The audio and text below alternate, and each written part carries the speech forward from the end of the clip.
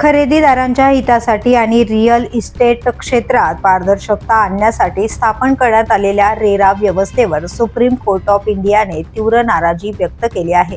सरन्यायाधीश सूर्यकांत आणि न्यायमूर्ती जयमाल्य बागची यांच्या खंडपीठाने सुनावणी दरम्यान रेरा आपल्या मूळ उद्देशापासून भरकटल्याचं स्पष्ट शब्दात नमूद केलं आहे. डिफॉल्ट बिल्डरांवर कारवाई करण्याऐवजी त्यांनाच फायदा होत असल्याचं निरीक्षण नोंदवत असे असेल तर रेरा बंदच करून टाका अशी कठोर टिप्पणी न्यायालयाने केली आहे. ज्या सामान्य खरेदीदारांसाठी हे संरक्षण कवच तयार करण्यात आले तेच आज निराश असल्याचंही कोर्टाने म्हटलंय.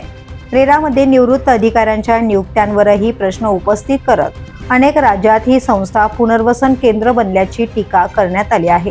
आदेश देण्याचे अधिकार असले तरी त्यांची प्रभावी अंमलबजावणी होत नसल्याने ग्राहकांना न्याय मिळत नसल्याची बाब न्यायालयाने अधोरेखित केली आहे.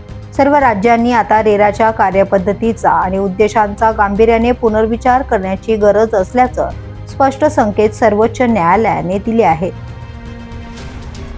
The police news bureau, Mumbai.